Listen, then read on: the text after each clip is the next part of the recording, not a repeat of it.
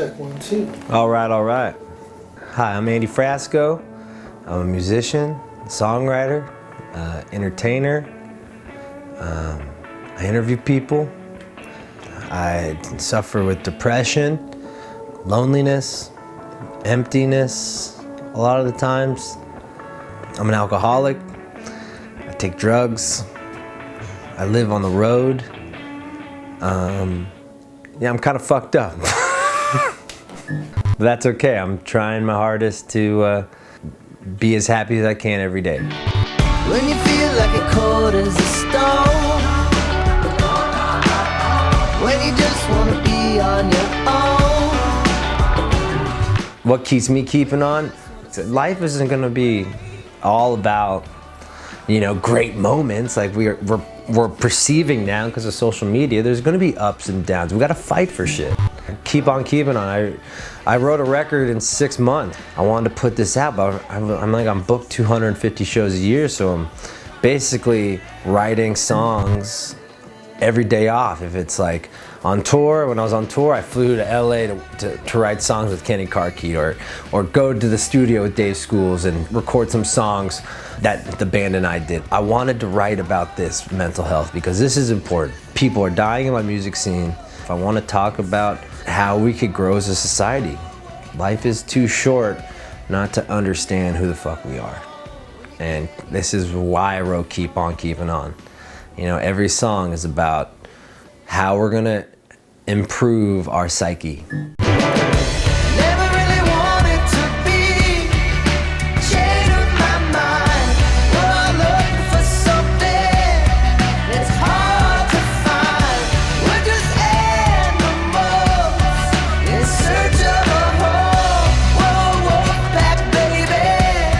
We're never alone. In the early 1980s, roughly 50 different companies owned 90% of American media.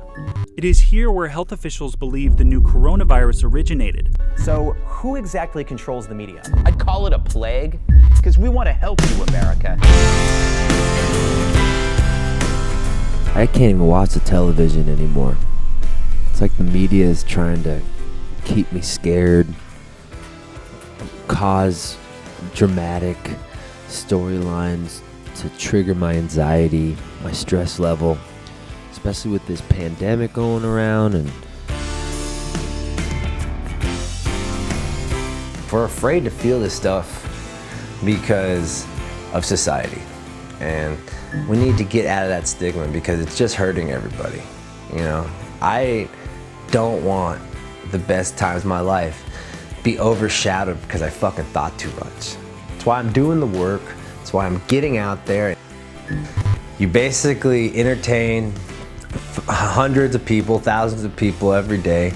You make everyone fucking super pumped up, and then when the gates close and the doors close and you're back to your hotel room, we forget about ourselves. And this is why I think a lot of people in my scene are giving up on themselves, because they feel like, why are they doing this? We've been on tour for 2 weeks. We were in Nantucket, then we flew to Reno, and we played High Sierra Music Festival, and then we drove in the middle of the night 4 hours to get here, and we slept for 3 hours, and then boom, we woke up in the studio. It was time to work.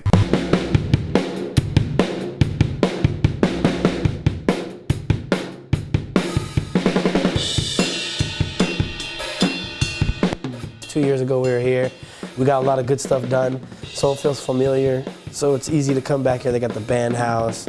First time that we worked with Dave. First time we met Rick. So it has like a little bit of meaning here for us.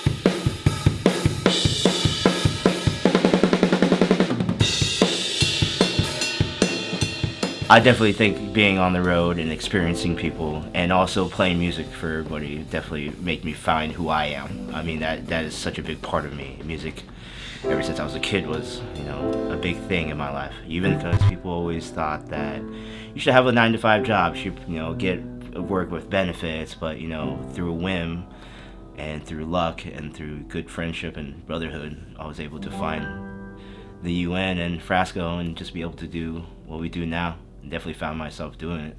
Good. Okay, big dog. What? Nice. I think you do one more. Okay. Why did you? I think you fucked. I fucked up one. It was one. That sounds great, Ernie. We're back here at Prairie Sun Studios, a chicken farm in Cotati, California, which is where we were 2 years ago, working on some tracks that wound up on the Change of Pace record.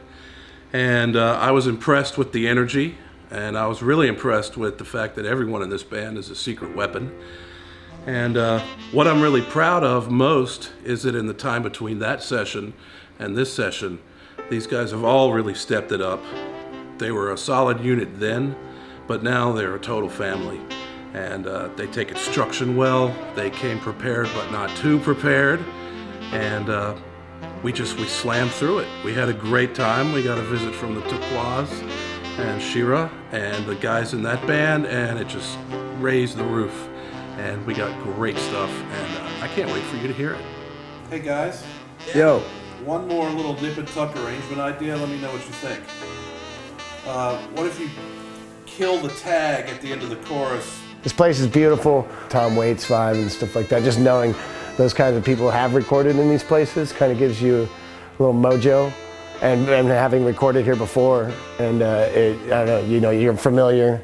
You kind of come back to what you know, and you're like, and you're inspired just by knowing some great albums have been made in these walls and things like that. So you know you're in good company, and if through our musical careers and my own, if all the time we've spent gets us to a place like this where real records are made, then we're in the right place, and it's a beautiful thing.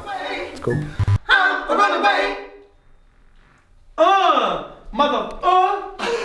Shit, yeah, that sounds tight. Son, let's go listen to it. That's it? We got it? See, I thought that's it. That was it, dude. It's tight. Let's go.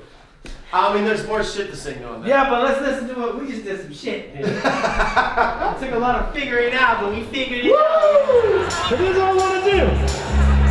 Whatever's going on in your life outside of this fucking weird hallway, promise me something. Let's not fucking worry about it, okay? For the rest of the weekend. Let's dance. Let's be happy. And let's enjoy that we spend money on what we fucking like, ladies and gentlemen. So, are you ready to have a fucking dance party, ladies and gentlemen? Are you ready to have a fucking dance party?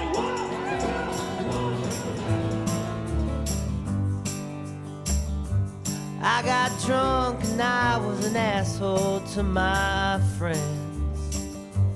I got drunk again. Goddamn. The only way that was getting me through this is music, art. If I could be something for someone, and this record to be something for somebody, like the John Craigs of the world for me, and the George Carlins and the Dave Chappelles. I mean, this is why we need art, because people are here to push you down, and art is supposed to lift you up. Why?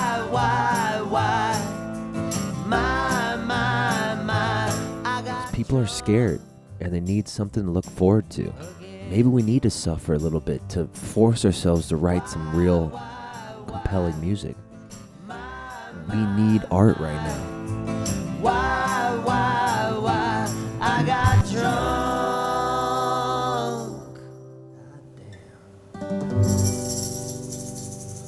You fucked up on the bass? The last note? Do it one more time. Yeah, let's do it again. One more time. Here we go. One. You tuned? 1, 2, 3. Stop, guys. Fuck.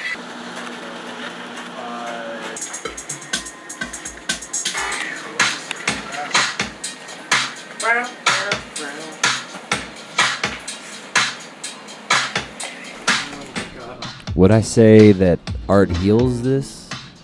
Fuck yeah. I mean, my vehicle is my music, my words, my interviewing, trying to paint the picture that you're not alone in this fight.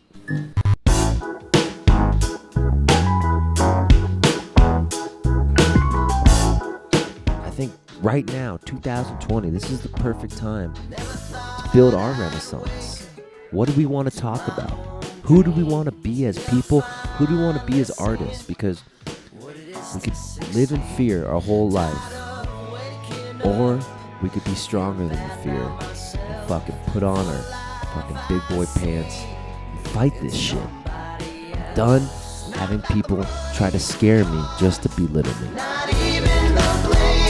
It's about how you feel without all those things.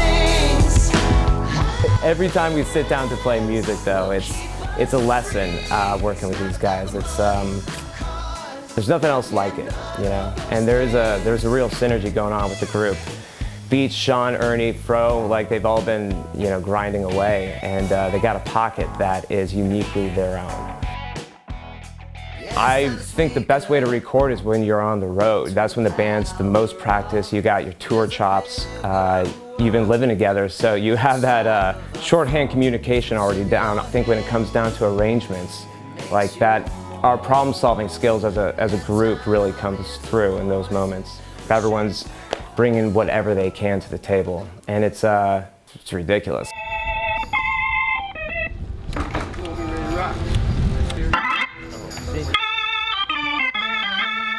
Mexico. We're here. We're ready to rock. On the beach. This is tight. It's kind of like doesn't really feel like Mexico. It feels like America, white America. But we're ready to rock. Look at this view, though. It's pretty amazing. We're by a fucking cabana, and we got the jacuzzis. Maddie, what's up? What's up? Ready to rock? How we feel in Mexico? Everyone good? Oh, it's beautiful out here, y'all. Thanks. Wow, there's a lot of people here. Everyone, thanks for showing up in the back. Thank y'all. I'm Andy. I like mushrooms, so if anyone wants to partake, I'll take a selfie for some mushrooms. Don't think too much. It just complicates things. No room for judging to heal me. We gotta understand that we could be whoever the fuck we want to be. We don't have to be what our parents want us to be. We don't have to be what society wants us to be, you know, just because we got $20,000 in debt and, you know, a major we didn't even want. It's time to be who we are and who we were born to be. Authenticity is so much more romantic than just following the line to your death.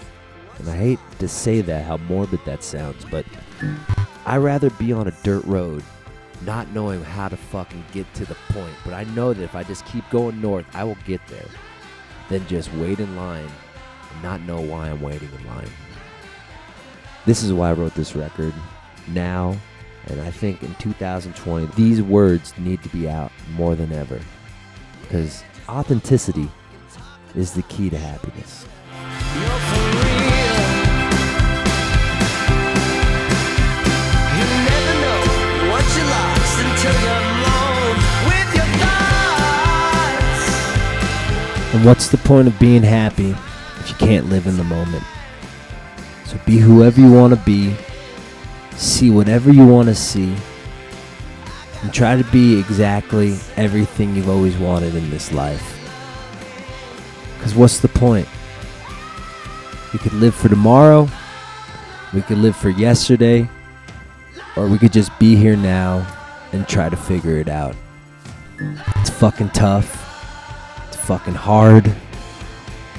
But we got this. The necessities. So keep fighting. Keep on keeping on.